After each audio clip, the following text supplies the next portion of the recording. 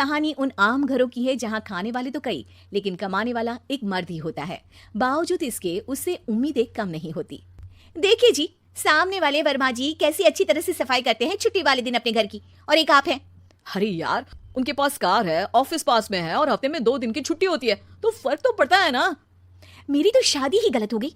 अरे कोई मस्त लड़का मिलता, कमाता भी, घुमाता भी, घर के कामों में भी मदद करता, लेकिन नहीं जी, हमारे वाले को तो कमाने से फुर्सत ही नहीं, और कमाई भी ऐसी कि कोई जरूरत पूरी ही नहीं हो रही है। सुनील बेचारा शीना को देखकर सोचता है कि शीना सही कह रही है। देखने में सुंदर है, घर का सारा काम कर लेती है, उसे तो कोई भी अच्छा लड़का मिल सकता था। क्या सोच रहे हैं? भागने का इरादा तो नहीं है? अरे नहीं मेरी प्यारी बीवी, मैं तो नहीं, पर डर है कि तुम नहीं कहीं भाग जाओ मुझे छोड़कर। शीला सुनील के मुंह से प्यार भरी बात सुनकर मुस्कुराती है।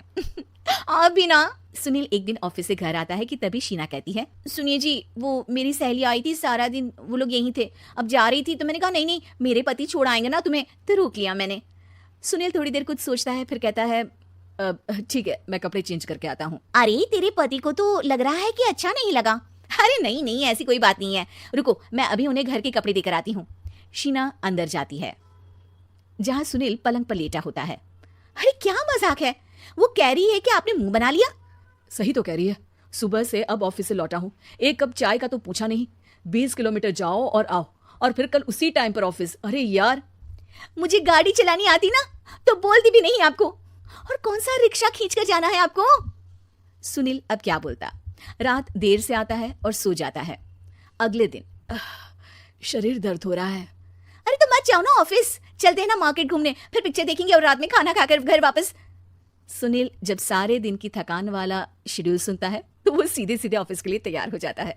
अब आए दिन शीना की डिमांड बढ़ती ही चली जाती है और सुनील उसको पूरा भी करता। लेकिन एक दिन, ए जी मेरा भाई आ रहा है, उसे 2 लाख रुपए की जरूरत है। हाँ तो मैं क्या करूँ शीना, मेरे पास इतने रुपए नहीं है। हाँ हाँ पता है नहीं है, लेकिन किसी से लेकर तो दे सकते हो ना। अरे मैं किससे मांगू, मेरे तो जानने में भी कोई नहीं है जिसके पास इतनी बड़ी रकम हो। तभी वहां शीना का भाई शीनू आ जाता है। जीजा जी कैसे हैं आप? अब मैं ठीक हूँ शीनू, अचानक इतनी बड़ी रकम की जरूरत कैसे पड़ गई? अरे जीजा जी, वो बिजनेस शुरू किया ना, तो उसके लिए पैसे की जरूरत है।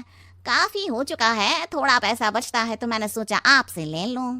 अब देखो, मेरे ऑफिस में कुछ लोग हैं जिनकी सेविंग अच्छी है, मैं उन लोगों से बात करके देखता हूँ। सुनील ऑफिस से किसी से पैसे लेकर शीना को दे देता है। शीना वो पैसा भाई को दे देती है। 2 महीने बाद, अरे यार शीना, वो ऑफिस वाला आदमी अपने पैसे मांग रहा है, कैसे दूं? अपने भाई से बोलो ना पैसे दे दे। अरे हाँ हाँ दे देगा, कहाँ भागा जा रहा है, आप उनको बोल दो कि दे देंगे। थोड़े दिन बाद, शीना, वो आदमी मुझसे आज भी पैसे मांग रहा था यार, मैं तंग आ गया हूँ। ऑफिस जाते ही सामने उसका चेहरा दिखता है, क्या बोलूं, बार बार पैसे मांगता है। अच्छा मैं शीनू को फोन लगाती हूँ, बात करके देखती हूँ। शीना भाई को फोन करती है लेकिन वो फोन उठाता ही नहीं।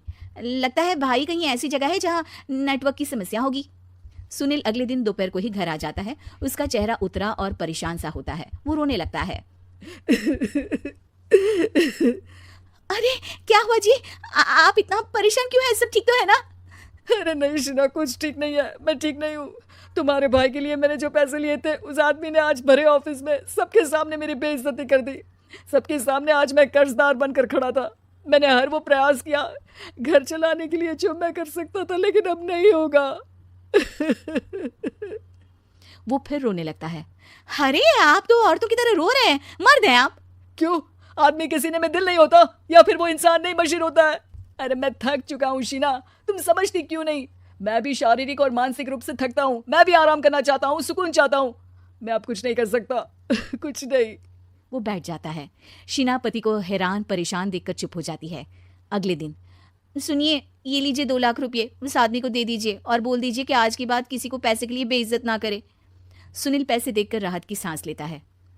अरे शीना, तुमने तो मेरा बहुत बड़ा काम कर दिया, अब मैं शान से ऑफिस जा सकता हूँ। लेकिन ये पैसे आए कहाँ से? ये पैसे मैंने अपने गहनों को गिरवी रख कर लिया है। तुम ठीक रहो, निश्चिंत रहो, मैं बस यही चाहती हूँ। मुझे माफ करना, पर अब मैं समझ चुकी हूँ कि मर्द को भी दर्द होता है।